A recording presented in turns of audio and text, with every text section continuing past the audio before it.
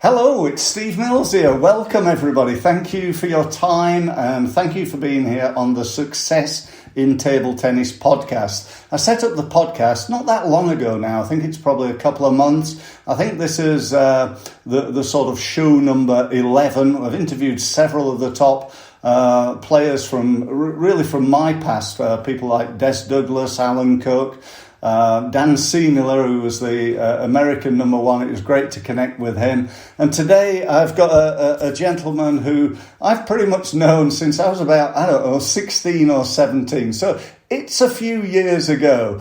And his name is Nigel Eckersley. Now, Nigel was an England international table tennis player. Is in the top 6 in England for pretty much a decade. So he was very consistent playing at that level. So welcome, Nigel. It's great to have you here. And thank you ever so much for your time. Well, it's great to be here. Great to see you again. And happy to have a good chat. Yeah, really looking forward to it. It should be some good fun. So I know, Nigel, you had some fantastic achievements in your career, but just to kick things off, do you want to tell everybody a little bit about some of the highlights, some of the great things that you managed to achieve in your table tennis career? Okay, well, the thing that I started off on the wrong foot was I started off playing table tennis at 17, which is right. Really okay, late. Right. And a lot of players start when they're 8 and 9. Yeah. And by the time you had a bit of catch up to play, yeah. Definitely. So that was a bad start, but yeah. I made up for it because once I got hooked by table tennis, by its spins and the way you could play and the speed of it, I practiced, and that was the key. Just within 2 or 3 years, I'd got to almost England standard by just practicing. Wow. But what I did do was, where most people had to work, I sort of worked. I was in the car business. And I remember. I used to spray cars for a month, do them up, run it, play table tennis for a month, and then start again. So okay. Every other month, I was practicing. You were practicing pretty much full time from a... Yeah. So started late, but made up for it by lots and lots of practice. Yeah. As you know, you used to come over to Manchester and practice with us. Yeah. We used to get all the best players from the Northwest, even Scotland. They used to come down. Yeah, they did. Yeah. And Canada.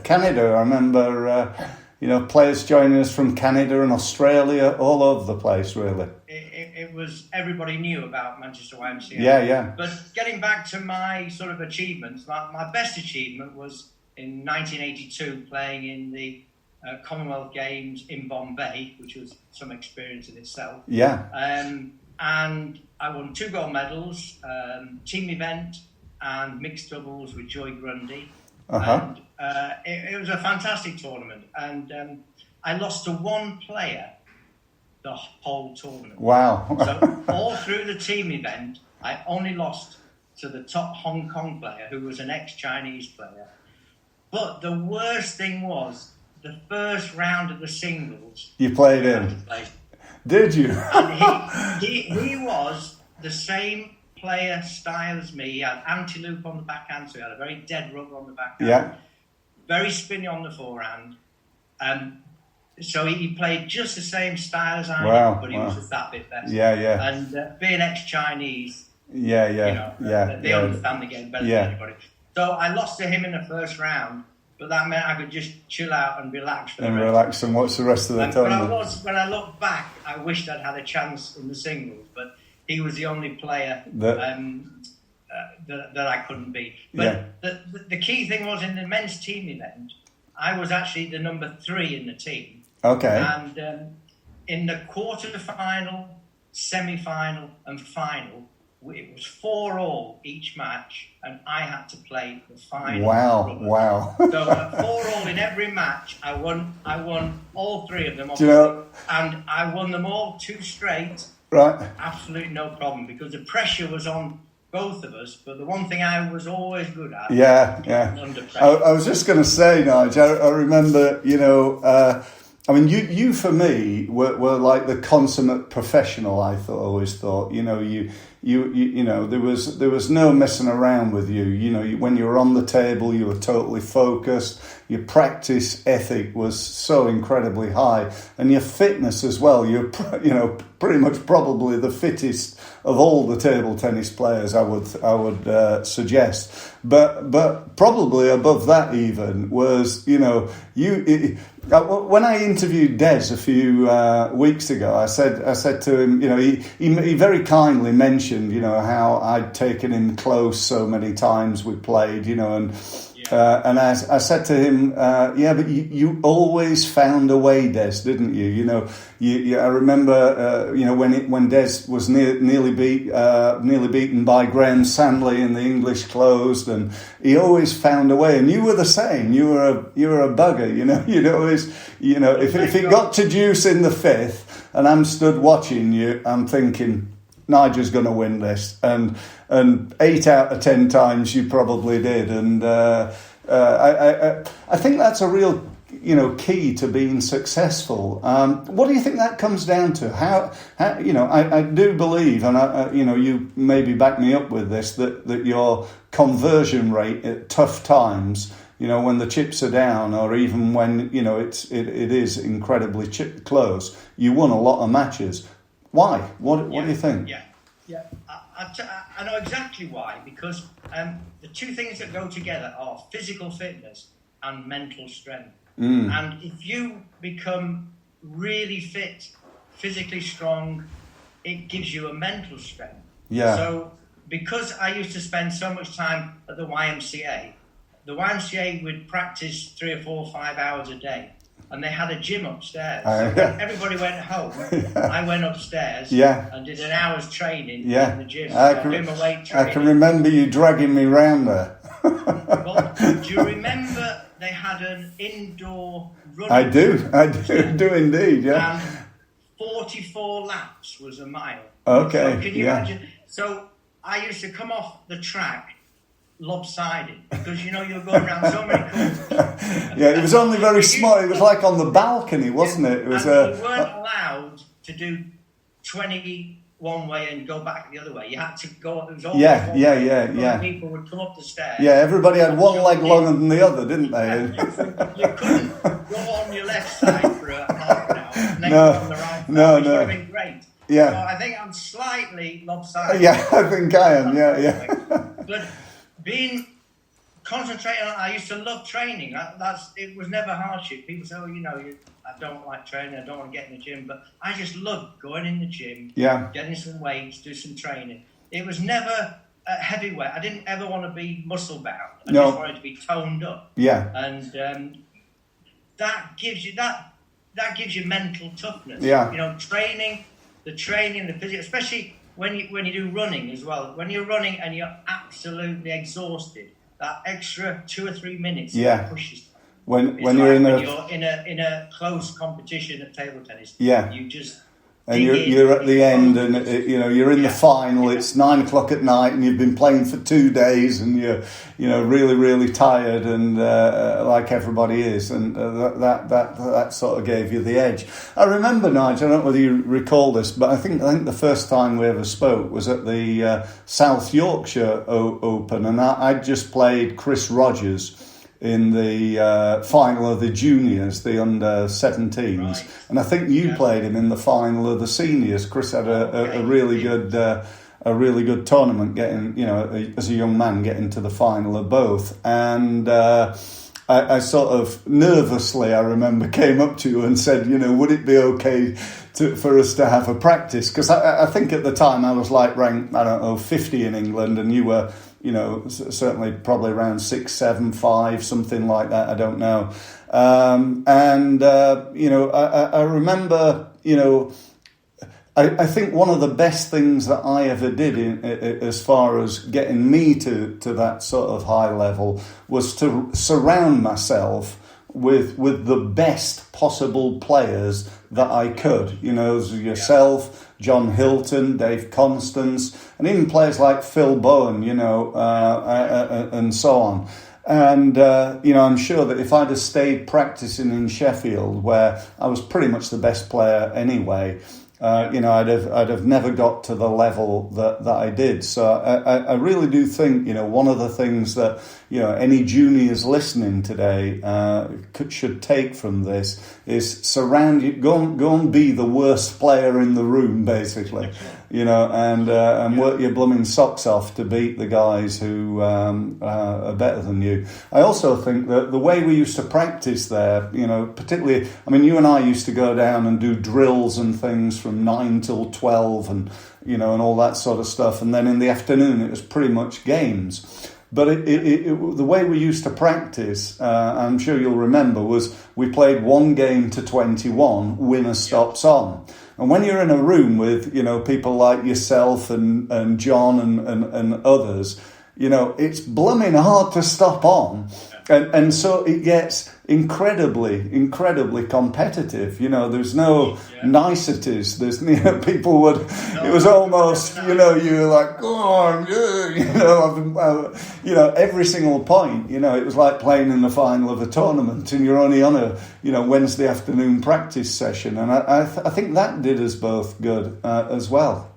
But what that does is that teach you how to win. Yes. You can be the best player, you can have great technique, you can be fit. Yeah. At the end of the day, you've got to be able to win.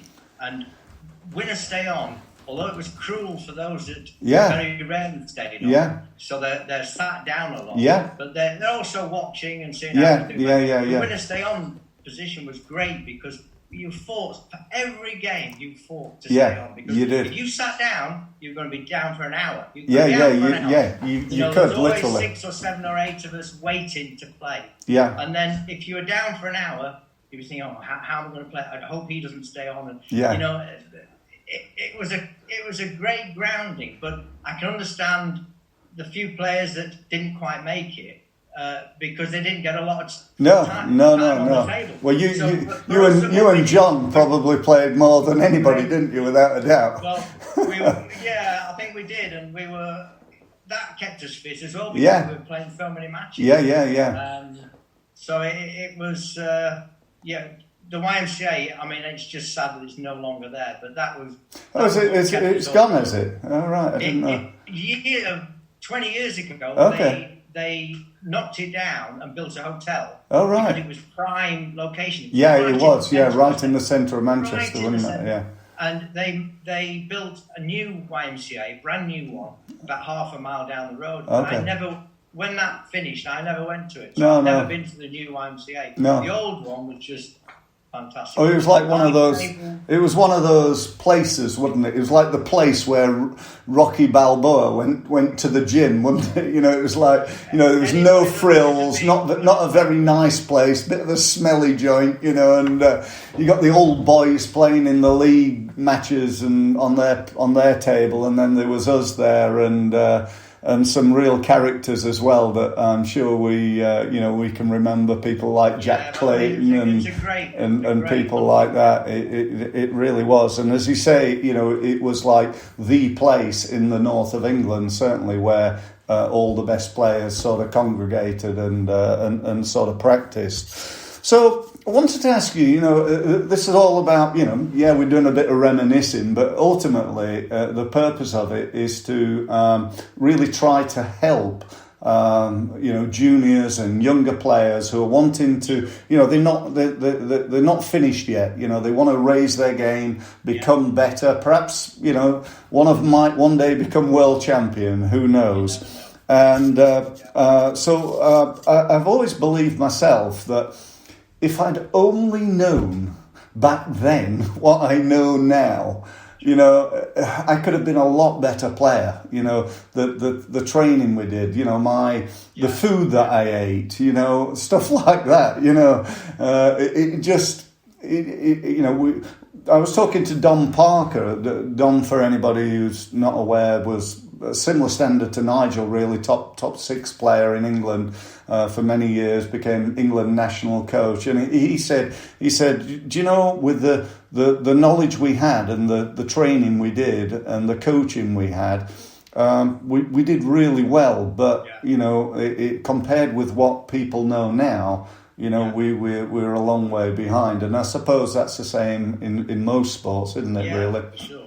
I mean, we didn't have YouTube, did we? No, we didn't have YouTube. No. I mean, I watch an hour of Chinese table tennis on YouTube virtually every day. Yeah. And the things you can learn from YouTube. I know. But funnily enough, my dad, who's now 87, phoned me up the other day and he said, "Oh, do you know?" He said, "I was watching these people serving on YouTube." He said some of them are like absolutely unbelievably. Just at a different level, and you can watch that and learn from it. Yeah. You know, they show the Japanese players who seem to they play fun shots. They play the fastest serve possible. Yeah. That's what he was saying. That unbelievable. Yeah. What they can do. I know. Some great stuff on there. Yeah. But I think what the thing that I did wrong was when I first started. Well. So I never ever was coached. So I never had a coach. Oh wow! Everything was self-taught. Yeah. And the problem with that is that you learn poor techniques. And what I used to do was I used to go to a tournament and I'd watch the better players. Yeah. And I'd think, now that's how I want to get my point. Yeah. So I'd go back and train and I'd change my technique. And then 3 or 4 months later, I'd see somebody better again than the original guy. And I think, he's got a much better topspin or a much better backspin. And I'd change it again. So I was always tweaking and changing my shots and my technique. Yeah. And so I must have wasted 2 or 3 years playing the wrong strokes because I hadn't had the correct coaching. It's all self-taught. And all the Manchester lads, none of us had coaching. No one was coaching. No.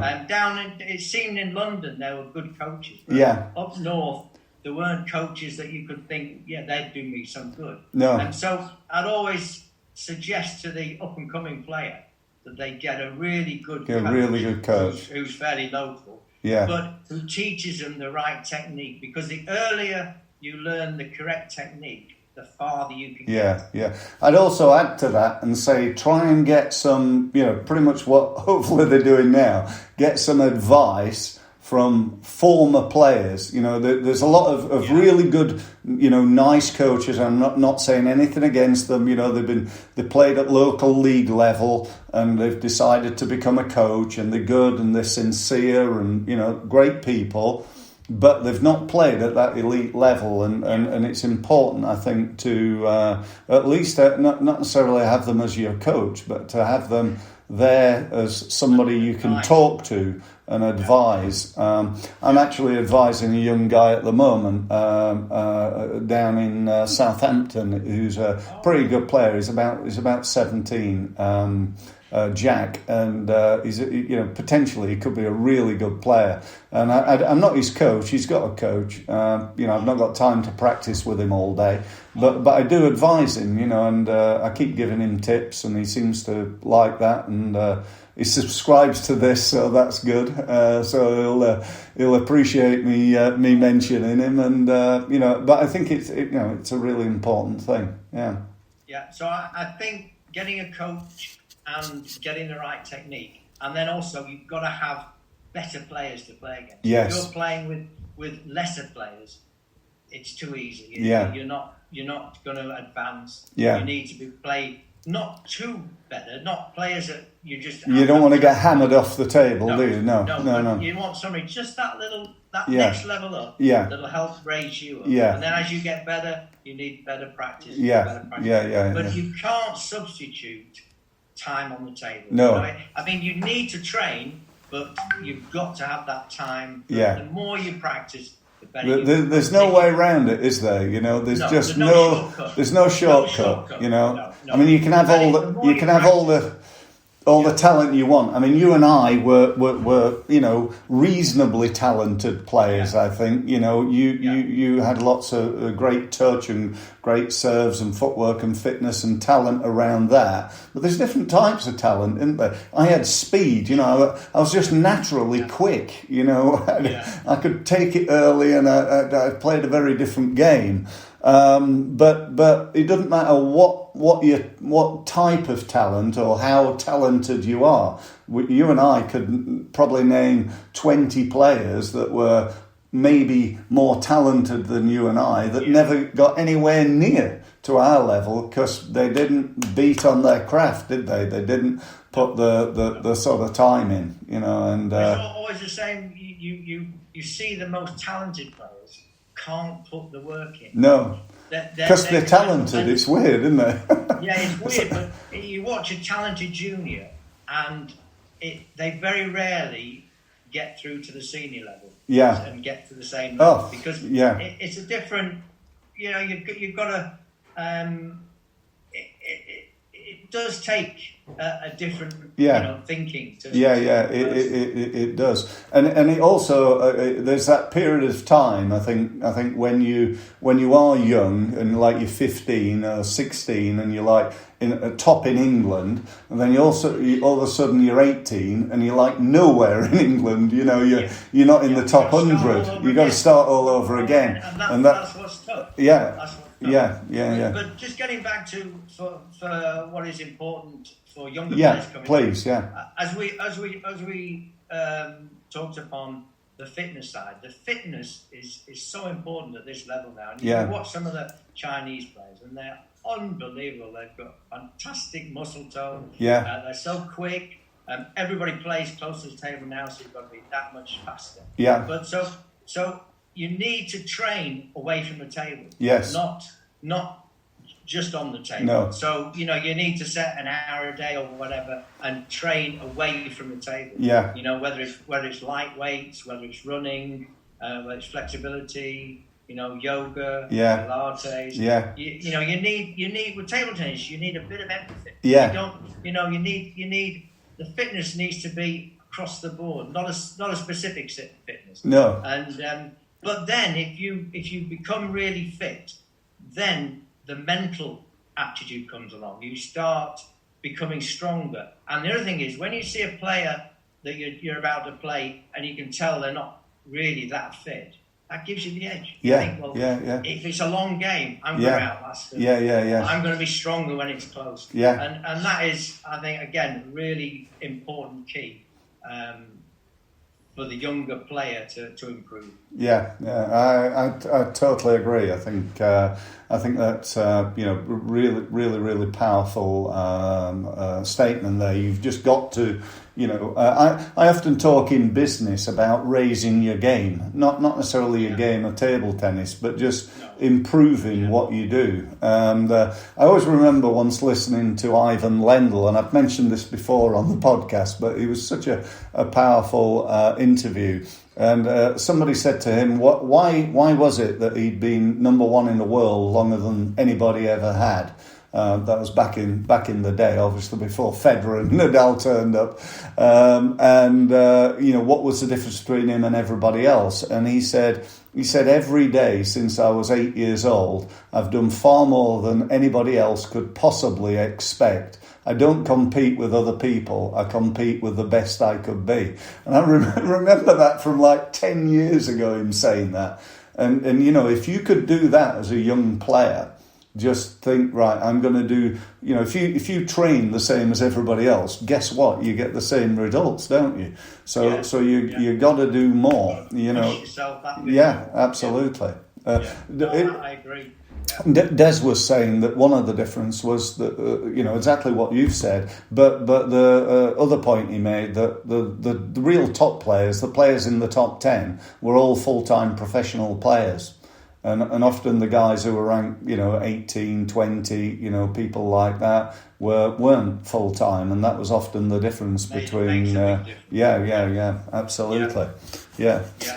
So out of all the things that you said, what would be your I think you've sort of given them really, but your top 3 tips. So it's the fitness, that would be one, The fitness, which gives you mental strength as well. And it's getting a good coach early on.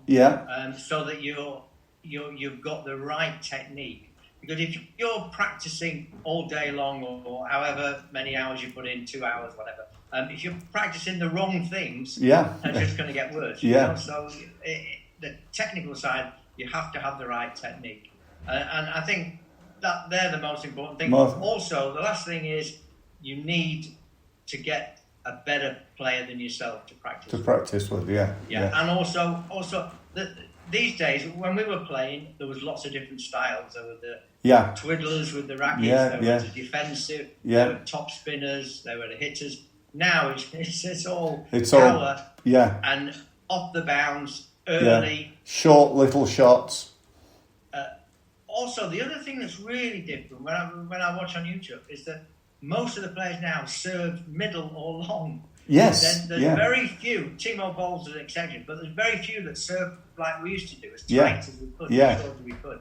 Because the touch now in the game is they're so good at keeping it tight. And as soon as there's an opening, they're so good at killing the ball first attempt. And we didn't have that. We were playing rallies. We've played rallies. Now, three or four or five shots is a rally. Which is a shame, but that's the way it's gone. And in our day, we used to have the defenders to play, and we used to have lots and lots of long rallies. There was much more variety, wasn't there? There was the sort of forehand loopers like yourself and people like Paul Day and so on, and then the sort of hitters, like myself and Des, who were up to the table sort of play. Although Des also had a really good topspin, and then the defenders, the all rounders, the steady players, and so on. So I think these days it's much more focused, isn't it? It really is. It's a real shame that every new rule that's come out has been bad for the defender. It's almost killed off the defender. I mean, there are half a dozen world-class defenders, but they have to be unbelievable with their forehand attack. Yes, they're very, very good, aren't they, attacking? They're I've seen great that. to watch, but it's a shame that the defender has basically died off. I don't know whether we've got any defenders in England. I really I've not seen any. I've not seen any playing. So in the veterans. A few in the veterans. That keeps us going. So speaking of veterans, I know you've had lots of success over many, many years. You're one of the few players, I think I'm right in saying this, Nigel, who never retired. Is that right? Correct. So you've played literally since you were 17. The reason for that, well, I started late, so I wanted to just keep playing. But I just love competing. And what's great about the veterans is you can carry on competing. You're in your own age group, so you're playing like standard players. And it's great. It's as if, I've just been able to carry on my career. Although, obviously don't make any money. And No. But I just love competing. Your love of the sport always shone. You could tell by the way you played and how much you enjoyed it. So long may that continue, mate.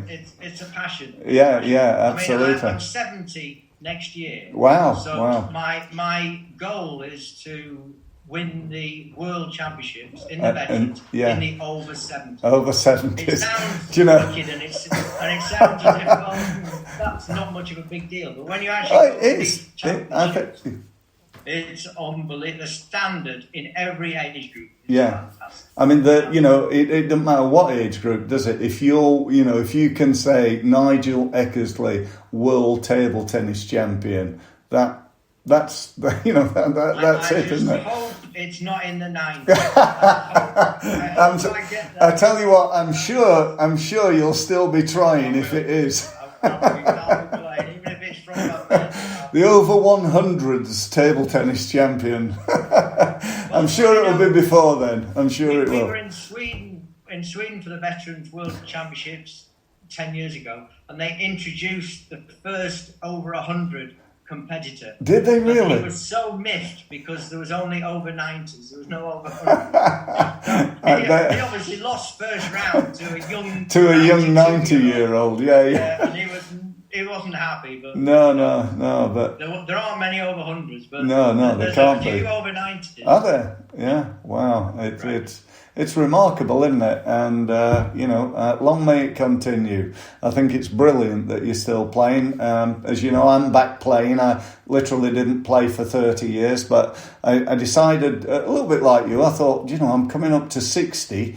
I'll start practicing and see how well I can do in the world over 60s. And so I practiced for 18 months really hard, and then blooming COVID came along, didn't it?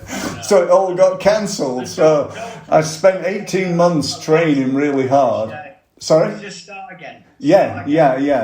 Well, I actually said it was good because I was nowhere near good enough. I wouldn't have done very well, I don't think, because, The standard is, when you go to these World Championships, you can't believe the standard. The 40s are playing like 20-year-olds. Yeah. It is fantastic. Yeah. Anybody who gets to 40, join the vet. Yeah.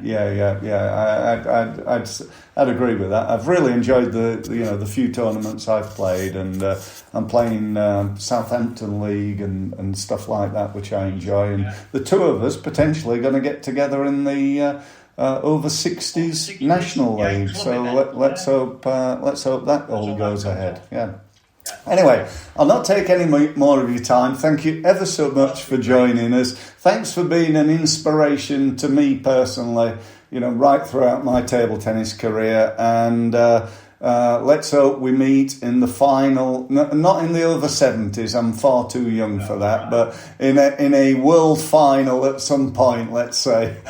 Perhaps playing in the doubles together, that would be cool, wouldn't it? Playing in the doubles together. Yeah, that would be good. Right-handers, perfect. Yeah, absolutely.